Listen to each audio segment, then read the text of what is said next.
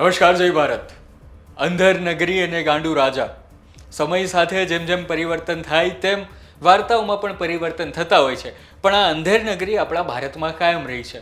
એક અંધેર નગરી ગુજરાતમાં છે, જેને અત્યારે આપણે સુરત તરીકે ઓળખી રહ્યા છે.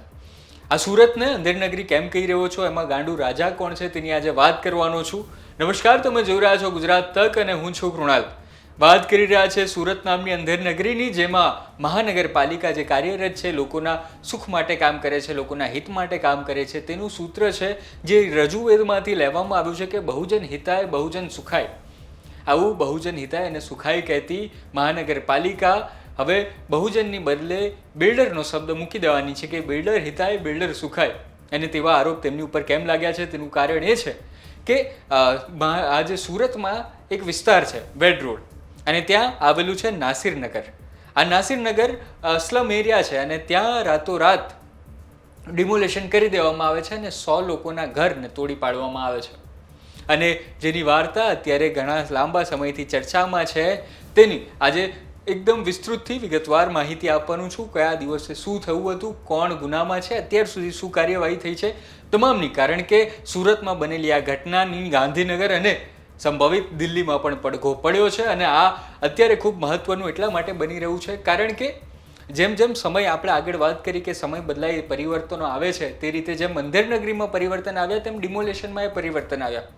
થોડા સમય પહેલાં તો ડિમોલેશન થતું જ નહીં, ખાલી ઝૂંપડપટ્ટીઓ જ બંધાતી. પછી સરકાર આવી, સરકારે યુપીમાંથી જેસીબી લઈને અહીંયા મૂક્યું અને પછી દાદાનું બુલડોઝર ચાલ્યું, જે અત્યારે લગભગ ગુજરાતમાં તમામ જિલ્લાઓમાં ચાલી રહ્યું છે. અને તેવામાં હવે આ ડિમોલેશનનો નવો પ્રકાર આવ્યો છે અને આ પ્રકાર છે ભૂતિયા પ્રકાર. એટલે કે અધિકારી અને પોલીસ બંને ત્યાં હાજર હોય છતાં એવું કહી દે કે અમને તો ખબર જ નથી ડિમોલેશન કોણે કર્યું, અને તે લોકો જવાબદારી જ ન સ્વીકારે અને 100 લોકોના ઘરને તોડી પાડવામાં આવે તેવી ઘટના બની હતી સુરતમાં 29 અને 30મી મે.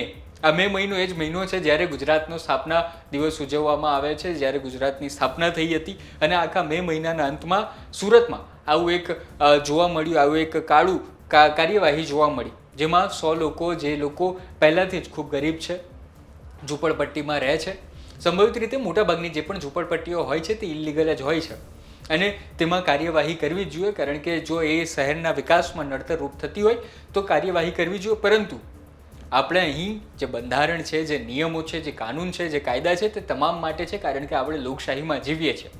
અને અહીં જે છે તેનો છેદ ઉડાડી દેવામાં આવ્યો છે. કારણ કે અહીં જ્યારે ડિમોલેશન કરતા હોય છે ત્યારે જ્યારે ડિમોલેશન કરવાનું હોય તે પહેલાં તેમને 10 દિવસ પહેલાં જાણકારી આપવાની હોય છે. બીજું, તેમના જે બીજું આવાસ તેમનું રહેવાનું છે તે પડતર રહેવાસની યોજના પણ તમારે આપવી પડે કે તમે અહીંથી ખાલી કરો છો, વિસ્થાપિત થઈ રહ્યા છો તો તમે ત્યાં રહો, ભલે તે ઝૂંપડપટ્ટી હોય, ઇલીગલ હોય. પણ ઇલીગલ અહીં કહીએ તે પહેલાં તેમની પાસે વેરાની રસીદો પણ છે, જે લોકોના ઘર તૂટ્યા છે તેમની વાત કરી રહ્યા છે, અને સાથે સાથે લાઇટ બિલની પહોંચ પણ છે. તેઓ આ તમામ વસ્તુ નગરપાલિકાને આપતા હતા, મહાનગરપાલિકાને આપતા હતા, અને છતાં તેમની પર ડિમોલેશન કર્યું. હવે સામાન્ય રીતે જ્યારે ડિમોલેશન થતું હોય તો આમાં કોણ કાર્યવાહી કરે, તો કાર્યવાહી મહાનગરપાલિકા કરતી હોય છે. એટલે મહાનગરપાલિકાને ચલાવનારા અધિકારીઓ, હવે જે અધિકારી હતા તેઓએ પોલીસની મદદ માંગી, અને આમાં કોઈ જેવી તેવી પોલીસ નહોતી આવી. આમાં એસઓજી, સ્પેશિયલ ઓપરેશન ગ્રુપ્સ, જેનું કામ છે સ્પેશિયલ ઓપરેશન પાર પાડવા, અને આ સ્પેશિયલ ઓપરેશન બિલકુલ નહોતું. આમાં સામાન્ય પોલીસ અધિકારીઓ જ હોય છે, પરંતુ અહીં તો એસઓજી આવ્યા. તેમના ખિસ્સામાં તો બંદૂકે લટકતી હતી, અને આ એસઓજી અને સાથે સાથે જે નગરપાલિકા, મહાનગરપાલિકાની ટીમ હતી, તેના મોટા અધિકારીઓ હતા, તે તમામ લોકો આવ્યા 29 તારીખે, 30 તારીખે, અને તેમણે ડિમોલેશન કર્યું. અને ત્યારબાદ ખબર પડી કે આ ડિમોલેશન જે કરવામાં આવ્યું હતું તે તો કાયદેસરનું હતું જ નહીં.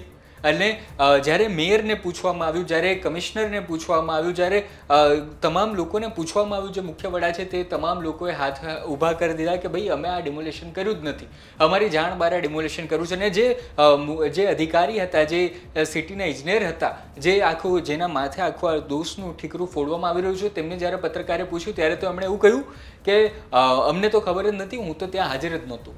અને ત્યારબાદ વિડીયો વાયરલ થાય છે, જેમાં તે અધિકારી, જેમનું નામ છે જયાંગ રામજીવાલા, તે પોતે ત્યાં હાજર હતા, અને પછી તેઓ આવા ઉડાવ જવાબ આપી દેતા હતા. પણ અને આમાં તમામમાં હવે આપણે આવીએ સરકાર તરફ. કારણ કે અધિકારીનો પક્ષ આપણે જુઓ, પોલીસનો પક્ષ જુઓ, હવે આમાં સરકાર શું કરી રહી હતી. તો સુરત મહાનગરપાલિકા જે છે તે હમણાં જ ચૂંટાયેલા ભાજપના મેયર એવા માયાબેન માવાણીના અંડરમાં આવે છે. માયાબેન અત્યારે હવે નવા મેયર બન્યા છે. તેઓ હજી જે છે તે કાર્યક્રમના ઉદ્ઘાટનોમાંથી ઊંચા નથી આવતા, શુભારંભ કરાવે છે, રિબીનો કાપે છે. તેઓ હજી આ કાયદાકીય ગૂંચવાડોમાં પડ્યા નથી.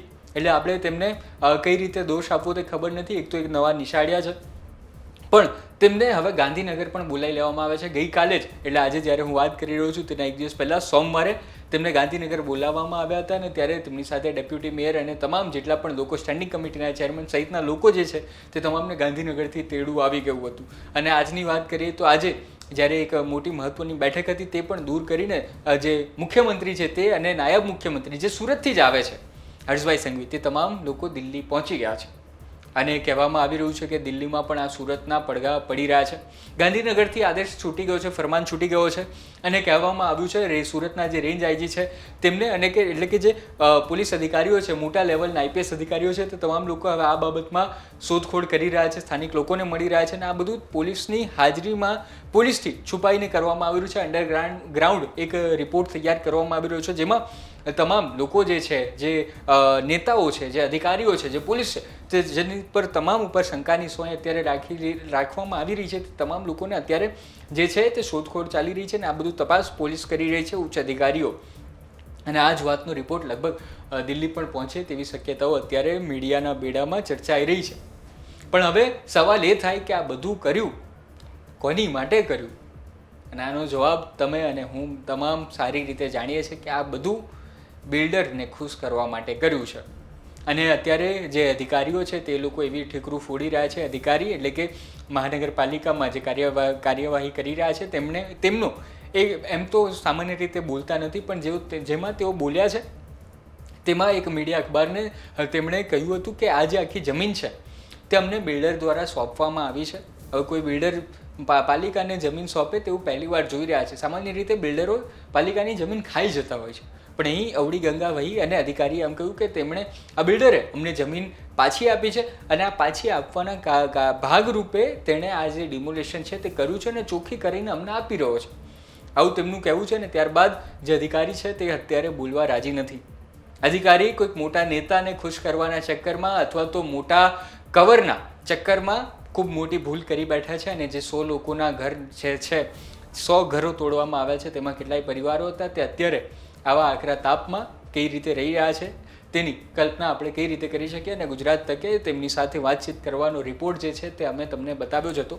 અને આવામાં એક આ જે કતારગામ વિસ્તારમાં જે ઘટના બની છે ત્યાંના એમએલએ વિનુભાઈ મોરડિયા, જે પહેલાં મંત્રી પણ રહી ચૂક્યા હતા, તે ખુલીને સામે આવ્યા છે અને તેમણે જ કહ્યું કે આ ડિમોલેશન ભૂતિયા થયું છે. અને તેમણે મહાનગરપાલિકાના અધિકારીઓ સામે પણ આંગળી ચીંધી હતી અને કહ્યું હતું કે આ ડિમોલિશન ભૂતિયા છે ને આમાં તપાસ થવી જોઈએ. અને ત્યારબાદ જ ગાંધીનગર તેડું આપવામાં આવ્યું હતું. અને મેયર અત્યારે ગઈકાલે ગાંધીનગર જઈને આવ્યા છે. અને જે લોકો રહેવાસીઓ છે તે તમામ લોકો અત્યારે જે છે તે હાઈકોર્ટમાં પણ આ પિટિશન ફાઇલ કરી છે, અને તેમણે હાઈકોર્ટમાં પણ આ મુદ્દો લઈને ગયા છે. અને આ તમામમાં કોંગ્રેસે મુખ્ય વિપક્ષ તરીકે ખૂબ સારી ભૂમિકા ભજવી છે. કોંગ્રેસના નેતા અસલમ સાયકલવાળા તે ઘણા સમયથી તે વિસ્તારમાં રહેતા હતા, અને તેનું એક કારણ એ પણ છે કે તેઓ વિપક્ષના નેતા છે, અને સાથે સાથે તેઓ મુસ્લિમ પણ છે. અને જે નાસિરનગર છે ત્યાં મોટાભાગની વસ્તી જે છે તે મુસ્લિમ બહુલ વસ્તી છે, અને તેના કારણે તેઓ ધાર્મિક રીતે પણ જોડાયેલા છે અને સામાજિક રીતે પણ જોડાયેલા છે, અને પક્ષના નેતા તરીકે પણ કામ કરી રહ્યા છે. અને તેમાં અત્યારે અમિત ચાવડા જે છે તેમણે પણ પોતાનું નિવેદન આપ્યું છે. એટલે કે ગાંધીનગર સુધી આ ભૂતિયા ડિમોલિશનના પડઘા પડી ચૂક્યા છે. આ હતી અત્યાર સુધીની માહિતી. હજી ઘણી બધી વિસ્તારપૂર્વક વાત થઈ શકે, પણ અંધેર નગરીમાં આવું પહેલીવાર બન્યું છે તેવું નથી, પરંતુ આ જે બન્યું છે તે ખૂબ ગંભીર છે. અને આવું ફરીવાર ન થાય તેની જવાબદારી આપણી છે, તમારી છે, અને તમામ એ લોકોની છે જેઓ જાગૃત છે, જે લોકો પીડિત છે, શોષિત છે, તેમના માટે બોલવા માગતા હોય.